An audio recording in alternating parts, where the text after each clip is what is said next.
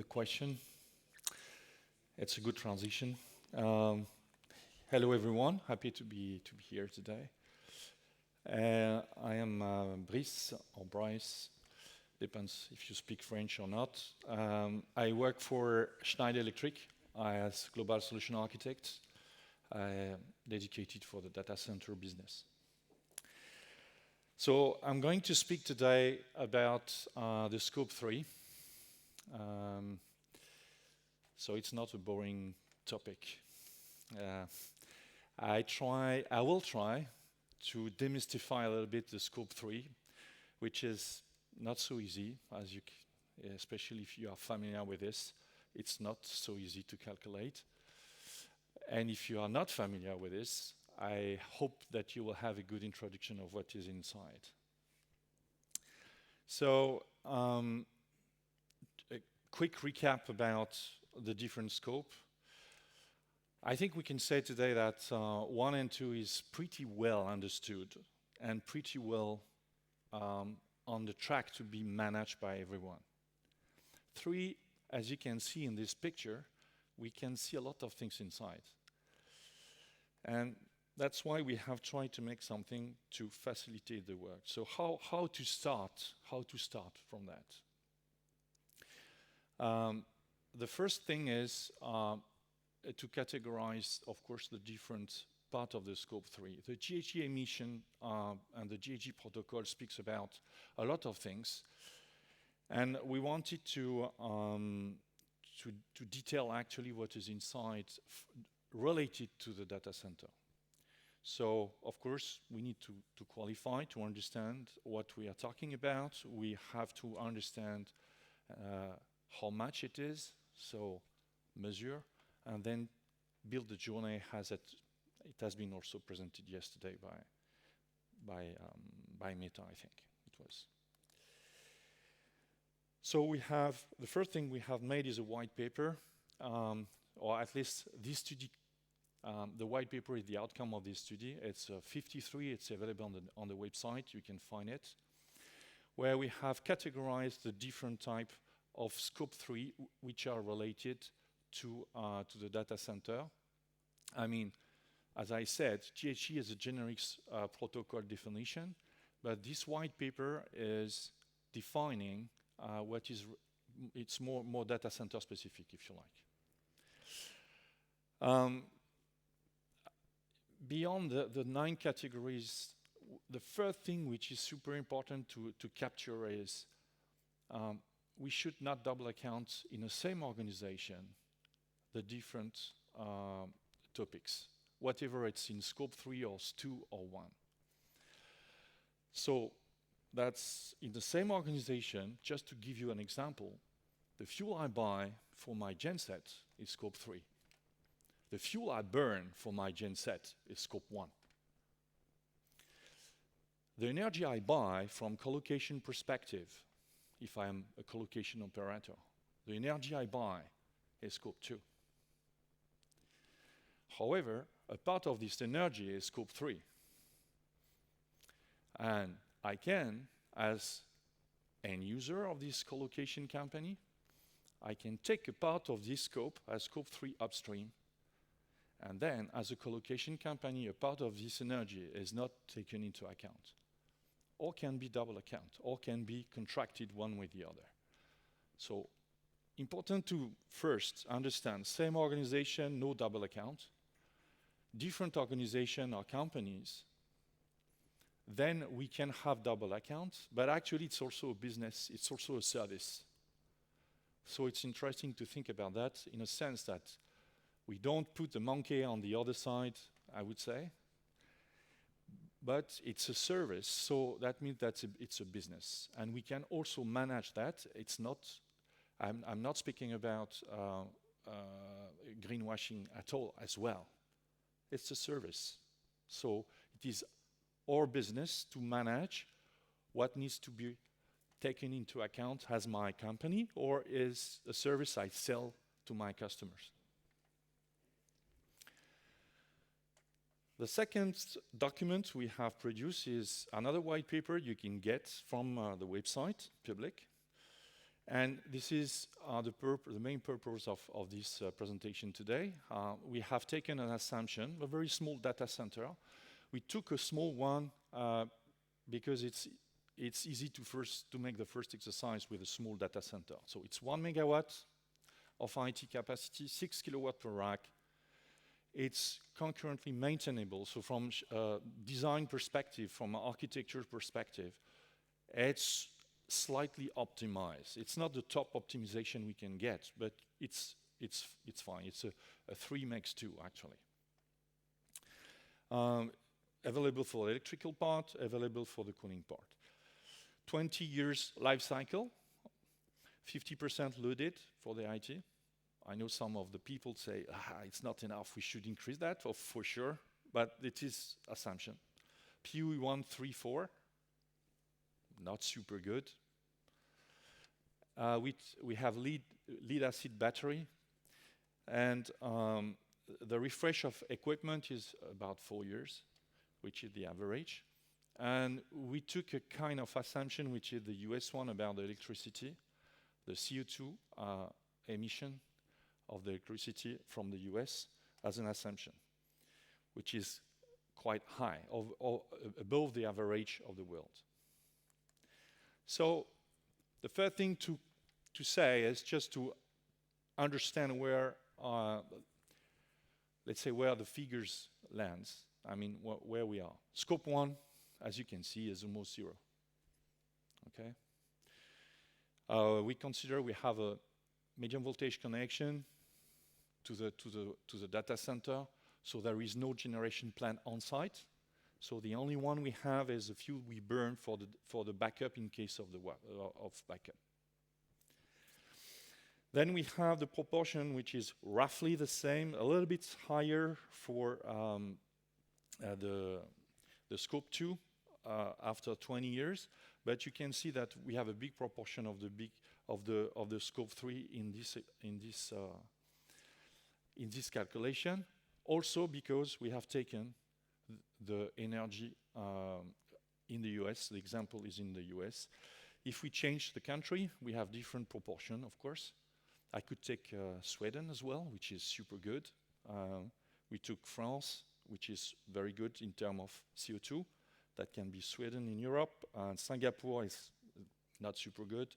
And US is average, let's say, a little bit above. What I mean here is, if you look at the proportion of the scope 3, depends on where you are, depends on the profile of energy you buy, the scope 3 will be the majority of the CO2 emission as a whole.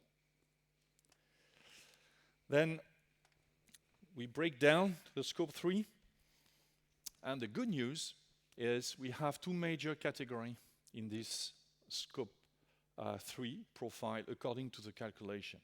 The first one comes from the capital goods, so any infrastructure we acquire.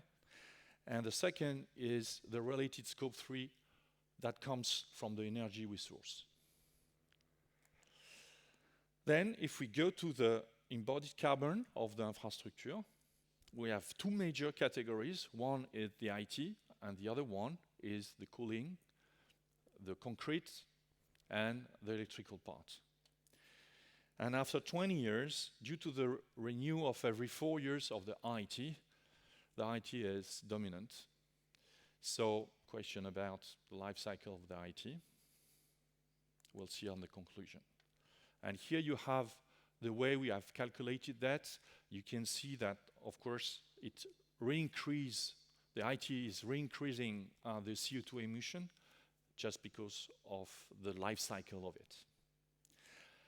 We have, from a facility perspective, of course, the initial infrastructure that need to be bought and installed. And after, we have small changes of battery, essentially. And at the end of the cycle, we have about some system from the cooling. Now, if we deep dive into the power cooling and let's say the facility infrastructure, we have 4 major categories.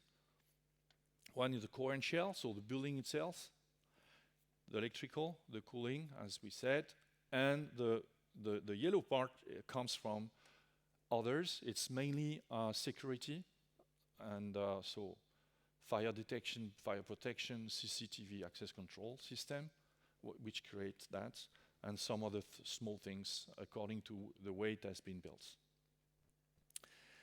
So interesting, as we have two major categories, and if we broken down each of those categories, we can see that from the building, which is at the end it's about 15%, as mentioned just before.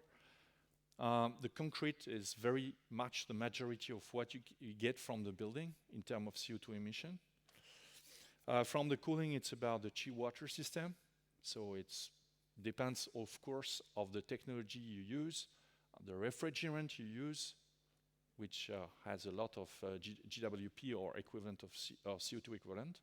Okay, and steel and copper, of course, and plastic. And from electrical part, as I said, we have a medium voltage connection, but we don't have in this example medium voltage distribution, electrical distribution owned by the data center. And the big portion are UPS battery one hand and low voltage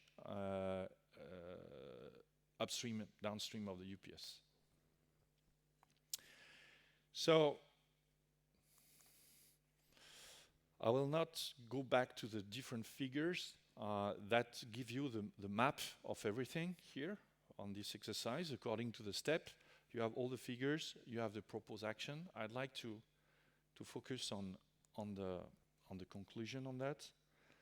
About the findings. So what I said is, what we discover in a certain way is the scope 3 represent the most, or will represent the most, according to, let's say, all engagement which have been taken by this industry to reduce the scope 2 emission. So we really need to deep dive on that. We really need to collaborate about how to reduce that. Scope 3 is mainly due to the IT equipment and the fuel and energy related. And from facility standpoint, which still represent a big portion of the scope 3, we can have 10 major category. Actually, we can start by 6. If we take action about 6 major blocks, then we can significantly reduce the scope 3 emission related to the embodied carbon of the facility. So in terms of proposition, of course, it purchases low carbon equipment, IT and facility, meaning raw material.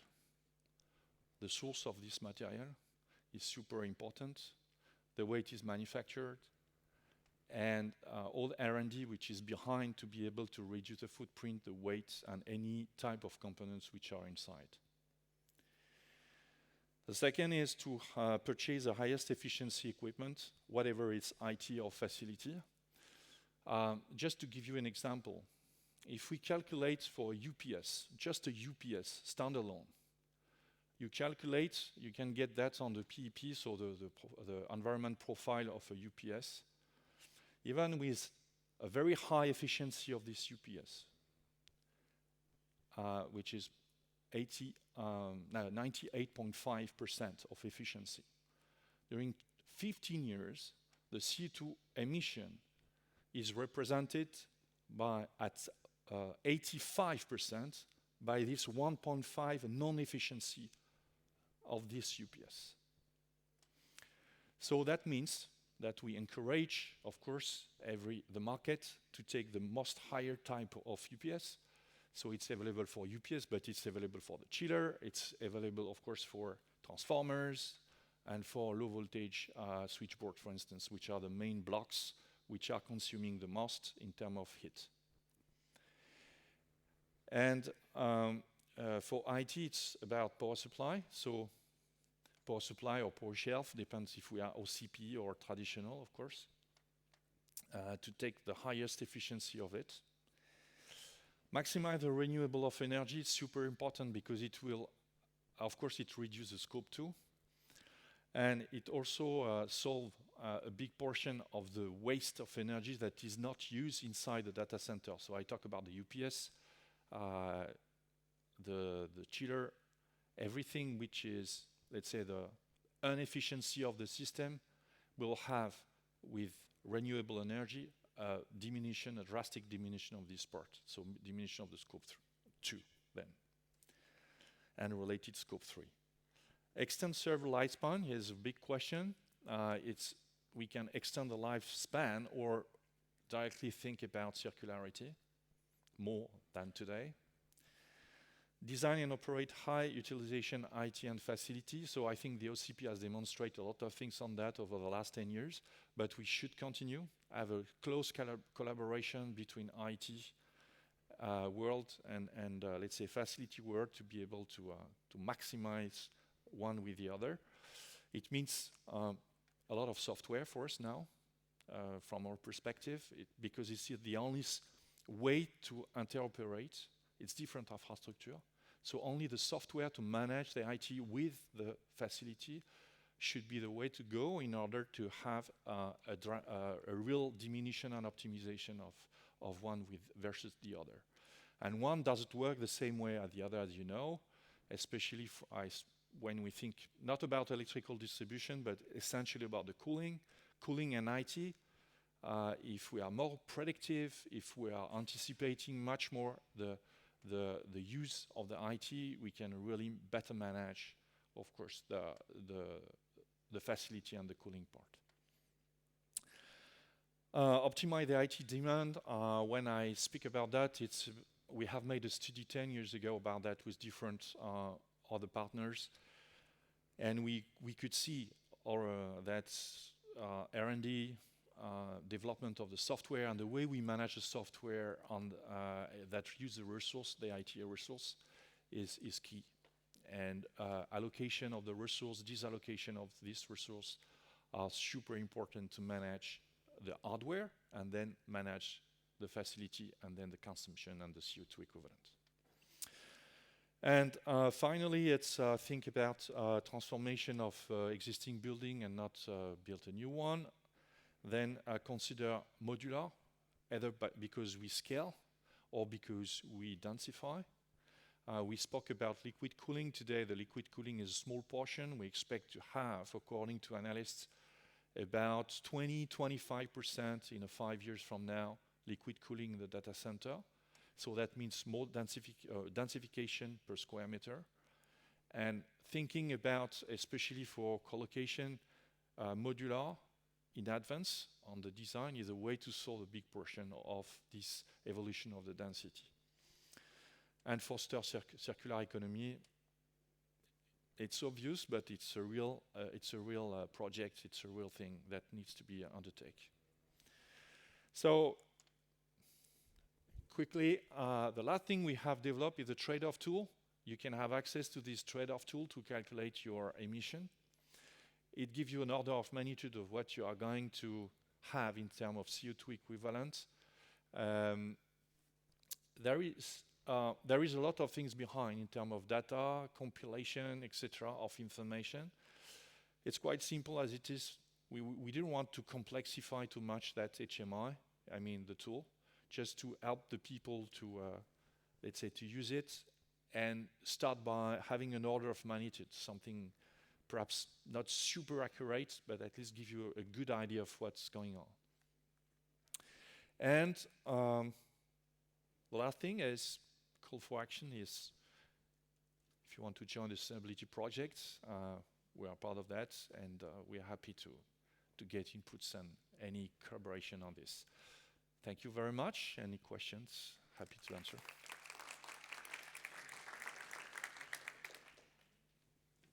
First of all, thanks for the presentation. There's some great data in there. I co-chair the MDC, or the Data Center Facility Project, which has modular data center beneath it. And I noticed you recommended modular construction. Is there any data that exists in terms of that type of a manufacturing process as opposed to stick build that quantifies the savings in wasted materials and things like that? You mean about CO2 equivalent? About emission? Yes. Yeah. Yes, we can get some inputs on that. We can provide some information about that. A UPS is a UPS at the end. I mean, the core,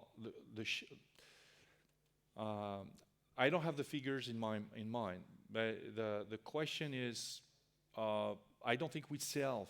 If you take a power train, a low voltage power train, you have a transformer, a low voltage switchboard, a UPS, and a distribution. You just take that and you compare with the envelope prefab outside or on skid inside, and then you put that inside, let's say, the building. You will not have a big difference because we are considering the same equivalent type of material. Life cycle will be the same. And if you take exactly, you compare apple with apple, you will not have a big difference. Thank you. Just 1 second. Thank you, Brice. You talk about how the different scopes are shared between different organizations and so on. Are you aware of any mechanism to avoid double compensation, for example? If I buy, I know, a UPS and I want to compensate that scope 3 associated, how can I be sure that at the other end is not going to happen afterwards, or what is the mechanism to ensure that? Honestly, I'm not aware about specific compensation because you are better on efficiency or whatever. The question is much more about if I buy something which is, for instance, about power generation, if I remove my genset, if I consider storage, then I can speak about compensation from financial perspective, and thinking about grid service is a help for some of this industry to say, okay, I don't have any more gensets, I don't use fuel, diesel fuel anymore. And then in order to have an acceptable ROI, return of investment for the industry, that may help to, let's say, adopt faster different technology. And we know that from power generation perspective, I heard that from different speakers yesterday, we'll not have only one solution, we'll have multiple. So we need to think about how to have this return of investment for those new infrastructure which will be parallelized. Hello, my name is Jens Merten from France. I'm coming from the solar energy. I don't know a lot about data centers, but I'm wondering if you switch the distribution to a DC architecture, what do you win in efficiency with from the UPS, for example? Yeah, so we have made a lot of different analysis over the last 5 years in Schneider about DC versus AC, hybrid, DC, AC with OCP, AC with traditional, DC, full DC, okay, DC has telecom with 48 volts. DC has the Chinese with 250 volts, DC. Guess what? The most efficient way is the OCP one, because you remove some conversion. It's not DC. However, the DC brings a lot of value because you can easily parallelize the source of energy. This is what we are going to do and propose to the market in the coming years in Schneider, because paralleling source of energy is in alternative power is messy. I know that the grid and the utility knows to make it. At medium voltage, we probably can make it, but at low voltage, for sure, we will mix DC and AC, and we are working on that. And the efficiency story is, it's really about the design. It's really about the way we design the architecture of the electrical distribution that makes the difference. Plus, of course, the number of conversion you have. That may have an impact, of course, if you have multiple conversion. But if you use a UPS like we have in Schneider with the e-conversion, you will have only 1% of non-efficiency of this UPS. So it's much more about design and what you need. Yeah, on that subject of design, I didn't see you mention anything about the design process for, say, a data center facility. I know that some co-located data center operators that are building for users, they combine carbon scope 3 data within BIM as a way of tracking through the project from the start, being able to calculate scope 3 from the start of the project, and then that information then being able to be used going forward. Did you consider adding BIM into part of the proposition to help with reduction of scope 3? We are considering BIM, but in this exercise, we have not taken BIM as such. We have taken database from different organizations. We have also taken information from our own organization that has developed the product environment profile of each product in order to make the outcome. I'm not sure I answered the question.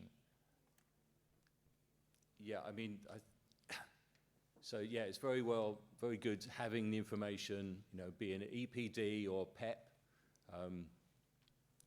but actually tying that information into the design files, the building information modeling, is what I think we really need to think about as an industry, and that being, the default method when designing data centers. I think that's the sort of thing. Yeah, I agree with you that the architecture and the design is a key thing to achieve the goal, and I think I mentioned a little bit that before.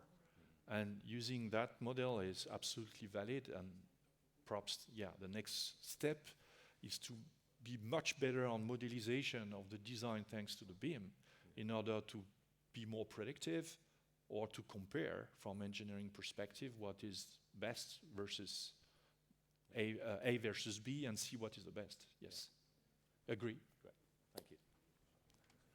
Hi, bonjour. I'm Nathalie from Summer. Regarding the propositions that you presented, one was to purchase the highest efficiency IT equipment, which totally makes sense. And then you mentioned about extend the server lifespans, but it seems a bit like, I don't know, like how do you extend the server lifespans when there's new things coming up which are more efficient? How do you measure that? Or From Schneider perspective, we don't manage IT. From generic perspective, so I've got a past. I worked before Schneider for HP, so I can think slightly different, from what I am today. It's much more about circular economy. I think we really need to accelerate that from IT perspective. That's certainly, in my opinion, today, the most feasible and achievable. And Jaime, you were speaking about compensation, and that's certainly a good subject for that, yeah. Thank you. I think I need to stop, sorry. Thank you very much for your attention.